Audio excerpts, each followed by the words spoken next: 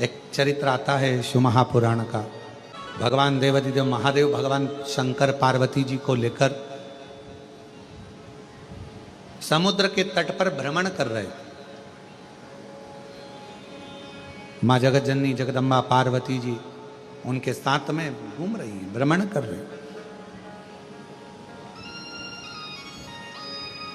और मेरे भगवान भोलेनाथ, मेरे शिव त्रिकालदर्शी कैलाशी अविनाशी भगवान शंकर, करुणा सागर करुणा करने वाले भगवान देवाधिदेव महादेव भगवान शिव पार्वती जी को समुद्र के तट पर थोड़ी देर रोककर कहा कि पार्वती मुझे भगवान नारायण की याद आ रही है और मैं दर्शन करने के लिए जा रहा हूं।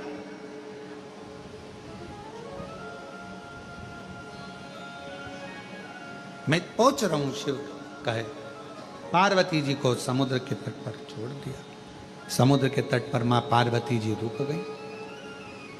बाबा देवाधिदेव महादेव भगवान शिव नारायण जी का दर्शन करने के लिए, भगवान विष्णु का दर्शन करने के लिए चल दिए। पहुंचे, पार्वती जी अकेली थी। पूरा एक दिवस निकल गया, शिवजी पार्वती जी के पास नहीं पहुंचे भगवान नारायण का दर्शन करने का। द्वितीय दिवस आ गया।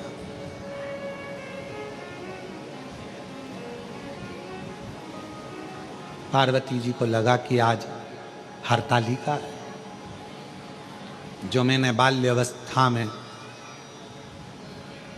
भगवान शिव का पूजन कर कर सब त्याग कर, मेरा एक नाम अर्पणा हो गया था, सब कुछ छोड़कर मैंने भगवान शंकर की आराधना करी थी। अपनी सहेलियों के साथ, अपनी सखियों के साथ में बैठकर मैंने शिवलिंग की आराधना करी थी। और भगवान शंकर मुझे मिले, भगवान शिव मुझे मिले।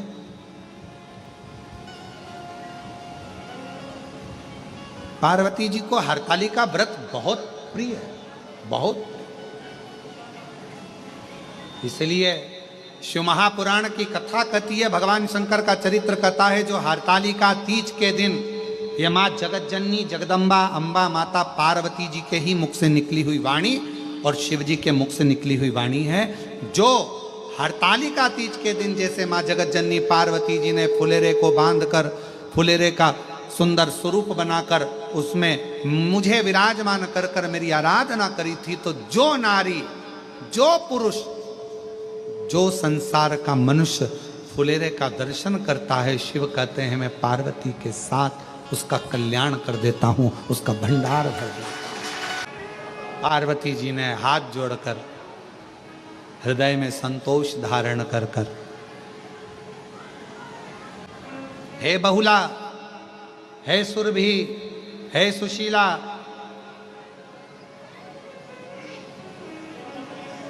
आप आओ। और मुझे मेरी सहेली मेरे साथ में बैठकर हरतालिका करती थी, तुम मेरे साथ में मिलकर हरतालिका। जिस हरतालिका व्रत से लक्ष्मी जी नारायण को पा जाती हैं, जिस हरतालिका व्रत से, हरतालिका तीज के व्रत से मां ब्रह्माणी सावित्री के रूप में आनंद पा जाती हैं, जिस हरतालिका तीज के व्रत से आद्य शक्ति या देवियां संपूर्ण ब्रह्मांड को आनंद के साथ संभाल लेती हैं, तुमने वो हरतालिका व्रत नहीं करा, हरतालिका तीज का फुलेरा नहीं दर्शन किया। पार्वती जी मुस्कुराकर बोली, ऐसा नहीं है कि मैं हरतालिका भूल जाऊं, उसी से तो आप मुझे मिले हो। मैंने हरतालिका तीज का व्रत भी किया, फुलेरा भी करा, पूजन भी करी, दर्शन भी करा।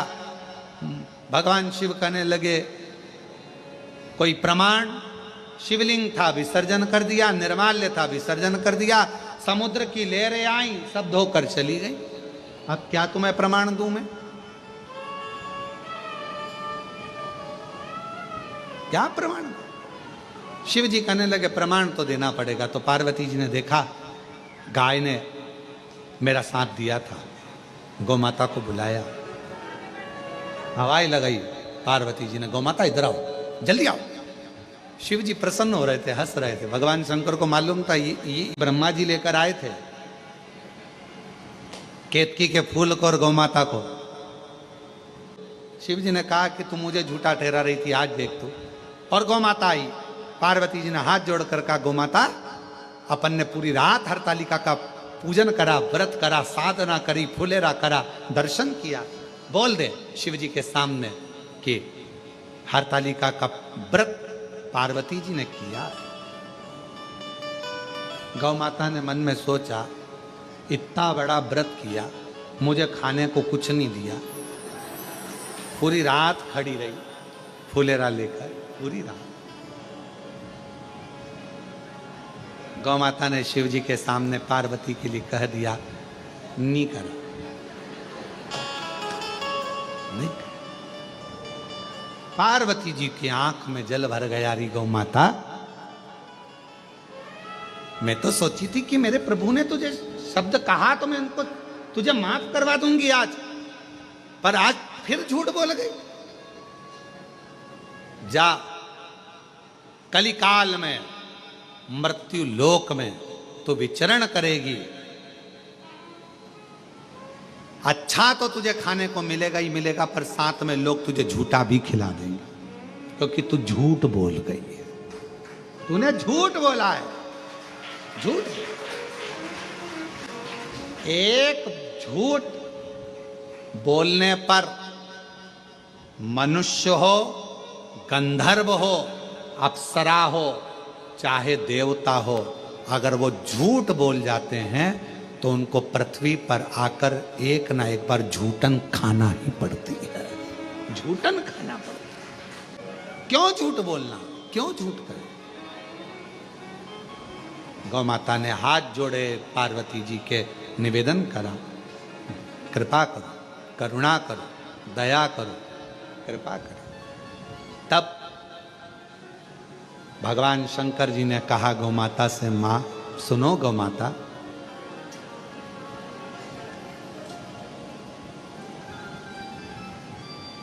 इस मृत्यु लोक में, संसार सागर में